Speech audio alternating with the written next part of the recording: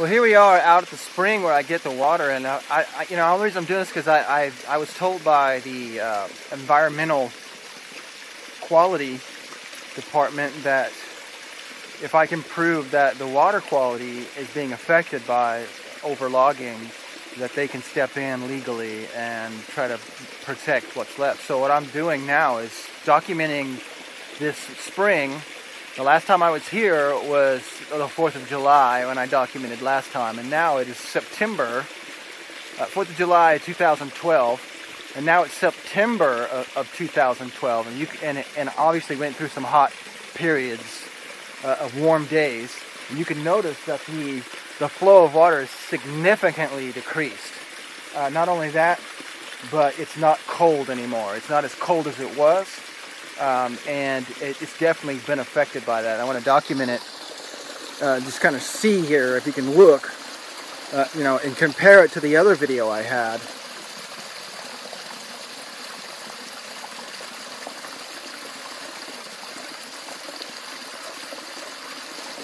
You can definitely see that the water has begun to slow and flow. The flow of this water is slow, and that's the thing I've been noticing, is that all the springs along this road have dried up. These are the last few. There's only 4 or 5 left just right here on this one.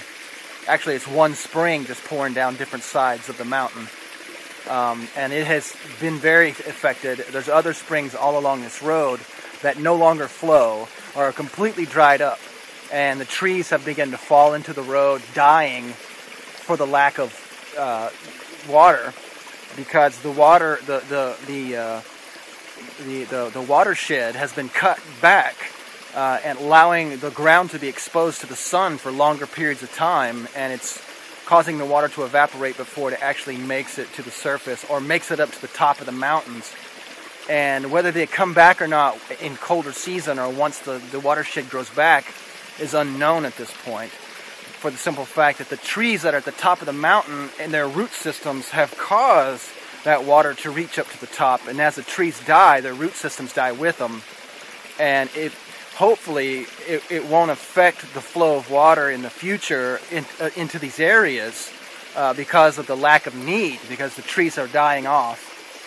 So we'll have to just stay posted and see exactly what happens. But I just wanted to document the fact that this water has definitely been affected by the watershed being cut, and I'm going to approach the environmental quality of Oregon and ask them to look into this. And your support and your prayers, your meditation, your projected vibration of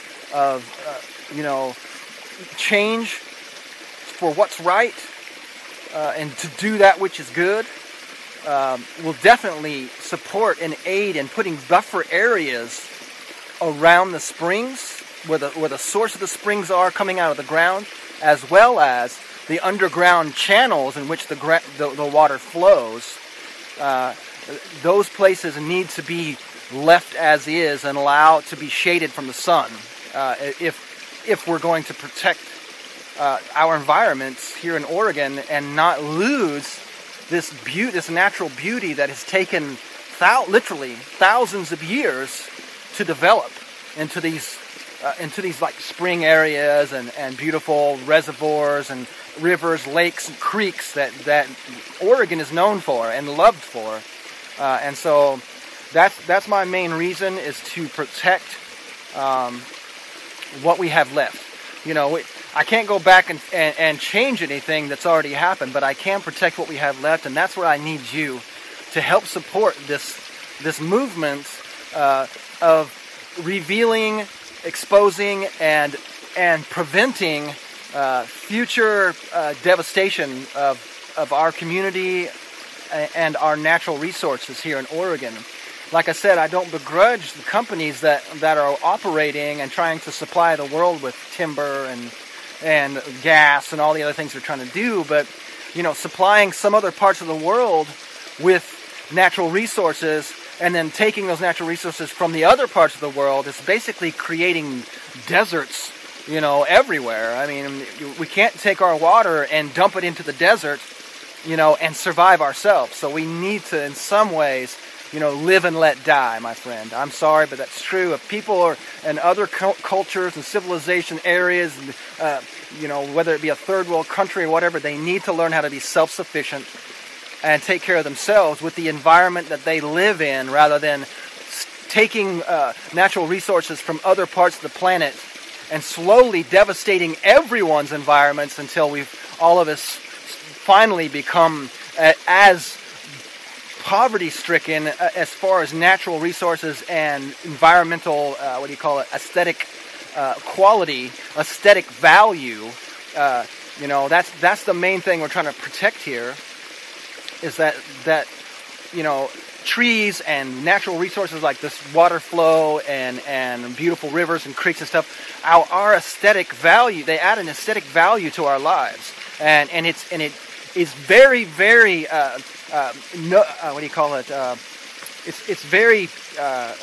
it's documentable. We can see how the loss of environment affects the life and the emotional quality, the